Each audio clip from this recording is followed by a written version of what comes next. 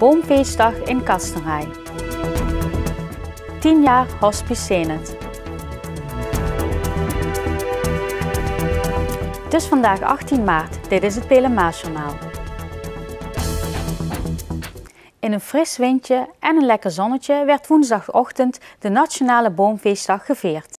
Basisschool Eigenwijs met leerlingen uit Oerlo en Castenray mochten aan de Castenrayse Rietweg niet alleen bomen planten. Het leek er namelijk meer een struikplantdag dan een boomplantdag. We hebben inderdaad wat minder bomen deze keer, 10, 12 bomen en 600 struiken. Maar die struiken die groeien ook uit tot redelijk wat bomen en op een gegeven moment hebben we dan toch weer een mooi stukje bos erbij in Venray. En in dit geval in Castenray. Samen met de juf schepten de kinderen de eerste kuil vol. Met deze boom ging ook een tijdcapsule mee de grond in. In deze koker zit allerlei informatie over 2016 voor de toekomstige vinder. Ook werden alle bomen gelabeld door de kinderen. Dan kun je weten welke boom het is. Maar je weet het denk ik sowieso wel. De kinderen liepen af en aan met de grote planten en ze wisten prima wat ze ermee moesten doen. Ik ga hem dadelijk planten. En waarom ga je hem planten? Omdat het vandaag de boomfeestdag is. Bomen planten voor de boomfeestdag 2016. Bomen aan het planten. En waarom ben je bomen aan het planten? Voor de natuur een beetje groener te maken. Sterre, Bram en Janne waren het roerend met elkaar eens dat bomen belangrijk zijn voor ons. Ieder had ze hun eigen argumenten. Omdat nou gaan heel veel mensen die hebben al heel veel huizen en zo gemaakt. En dan is het belangrijk dat de natuur nog wel blijft. Ja, dat we eten krijgen en dat de zuurstof. Omdat wij van bomen moeten leven en dat is leuk om te doen.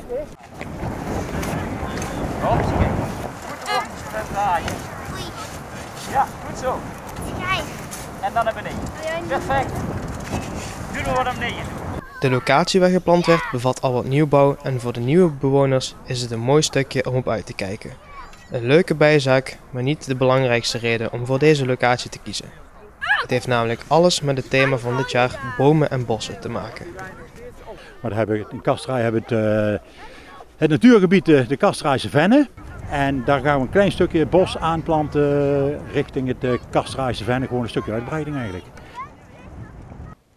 Hospice Zenith in Venray bestaat 10 jaar.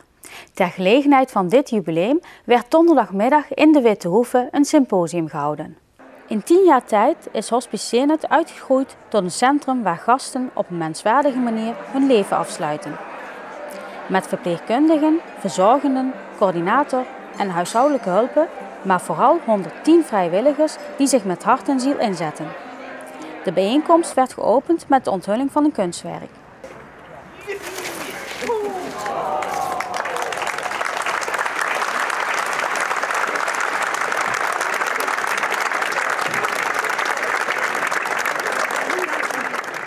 We zijn begonnen om de voorbereidingen voor een feest en we hadden gedacht, er zijn zoveel mensen die een steentje bij hebben gedragen.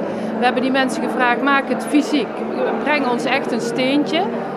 We hebben een beetje richtlijnen gegeven, mensen moesten het een bepaalde kleur geven en met bepaalde verf verven. En van al die stenen hebben wij een groot kunstwerk gemaakt, wat vandaag getoond wordt voor het eerst. Sis van Duursen is vanaf het begin werkzaam bij Hospice Zenith. Het hospice heeft zijn plek gevonden in Venray.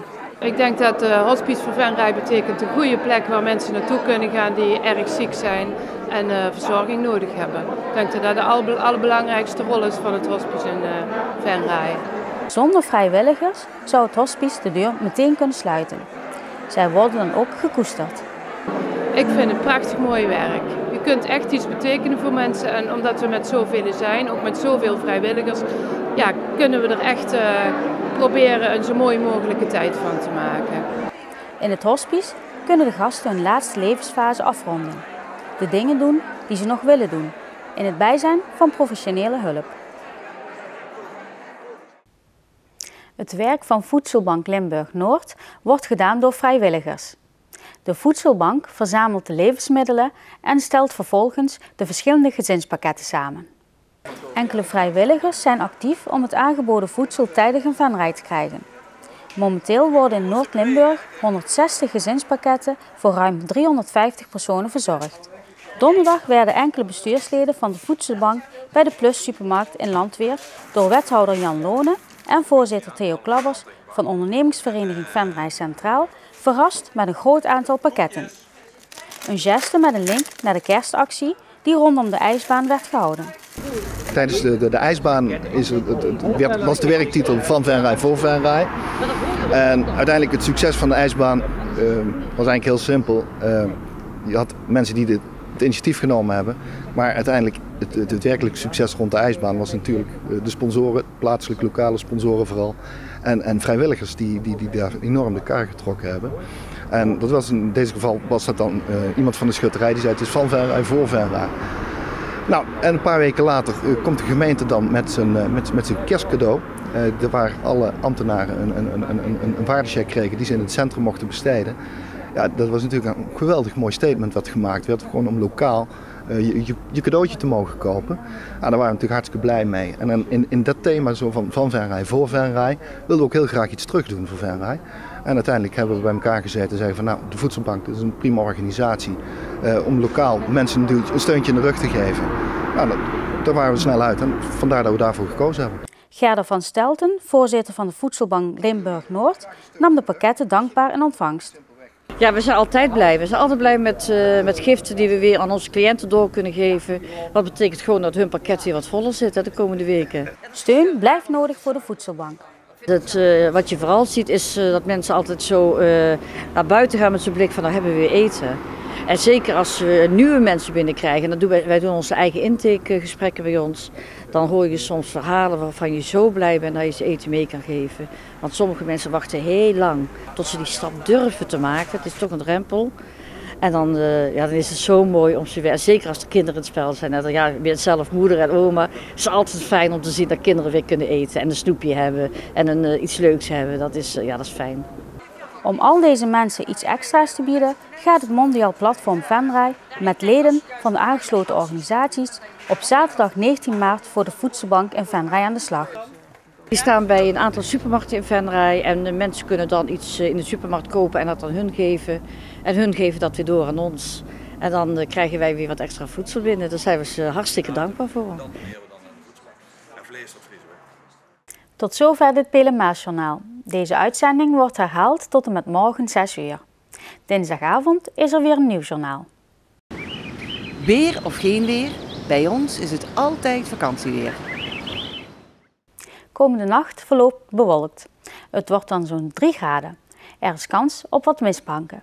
De gehele dag verloopt grijs en bewolkt en het wordt 8 graden. Zondag zal er wat motregen vallen en blijft het ook grijs. De temperatuur komt uit op 8 graden. Ik wens je nog een fijne avond en tot de volgende keer.